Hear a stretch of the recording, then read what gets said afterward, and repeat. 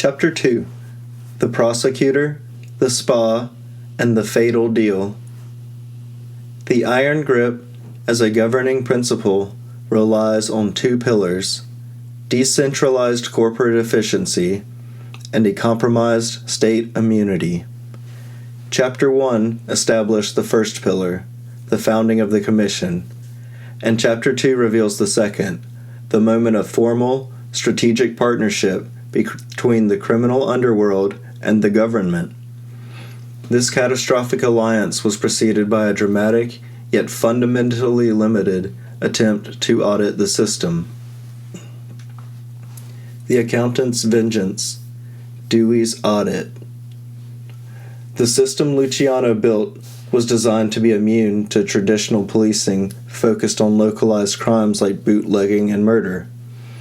It took a prosecutor focused on financial exploitation and public moral outrage to temporarily breach the iron grip. Special Prosecutor Thomas E. Dewey, a calculating and ambitious figure, recognized that to defeat Luciano, he could not simply charge him with the sins of the Mustache Pete's. He had to target the structure's exploitative core. Dewey pursued Luciano not for the dozens of murders committed during the war, crimes that continued to enjoy prosecutorial silence, but for the crime of compulsory prostitution or human trafficking. This investigation exposed the exploit and profit mandate at its clearest. Luciano's network ran a massive ring across New York, coercing women into prostitution and skimming the majority of the profits. This was a direct, visible affront to public decency. In 1936, Luciano was convicted on 62 counts of this charge and sentenced to a punishing 30 to 50-year term in maximum security prison. It appeared to be a victory for the state. However, the true strength of the iron grip immediately became clear. Even imprisoned, Luciano retained control of the Commission and his family. His physical location was irrelevant.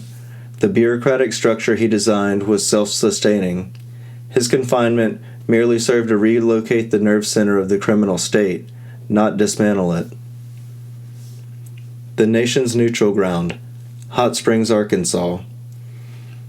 The ability of the Mafia elite to withstand the heat of the justice system was directly related to their established national network of safety valves and retreats.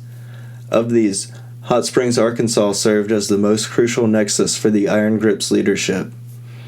Hot Springs was unique, a resort city where local political corruption, often run by figures like Mayor Leo McLaughlin, ensured that illegal gambling, prostitution, and bootlegging were allowed to flourish openly, protected by the local police.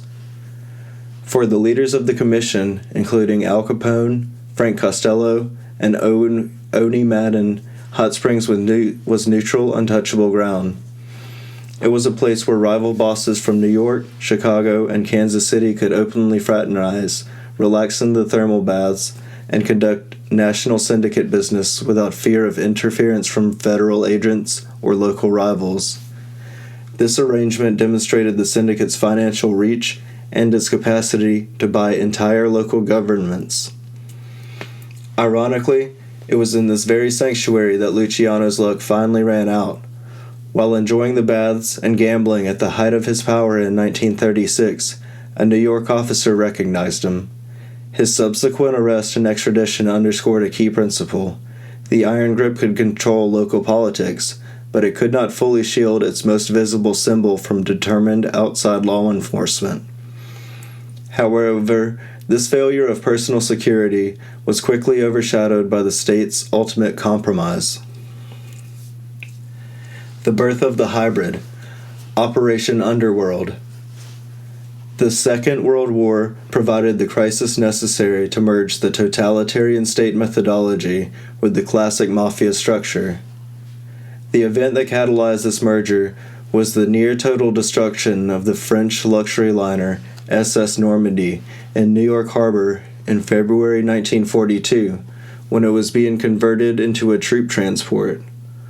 While officially an accident, the government widely feared German sabotage. The New York waterfront was a critical strategic asset, and it was entirely controlled by the Mafia through longshoremen and unions. Naval intelligence quickly realized that only the organized crime figures who already dictated the flow of goods could effectively secure the docks from Axis spies and saboteurs. This led to Operation Underworld, a secret collaboration between the U.S. government and the crime syndicate. The deal was brokered with the imprisoned Luciano, who was viewed as the indispensable asset due to his unquestioned authority over an all-Mafia-controlled dock operations. Luciano's associate, Meyer Lansky, served as the chief liaison. The program was a tactical success for the war effort. The docks were secured, but it was a structural disaster for American democracy. By legitimizing Luciano's authority and giving him the means to communicate, the state granted the Iron Grip a de facto seal of approval. It was an acknowledgement that the criminal structure was not an outside threat, but a viable, if morally reprehensible, partner in national security. When Luciano was deported to Italy in 1946 as the final component of the deal, he used this foundation of government-endorsed power to establish the global narcotics pipeline, thereby launching the international expansion of the exploit and profit mandate. The alliance set the precedent that the state, in the name of security, would compromise justice, allowing massive crimes to continue uninvestigated so long as the criminal power structure served its covert purpose.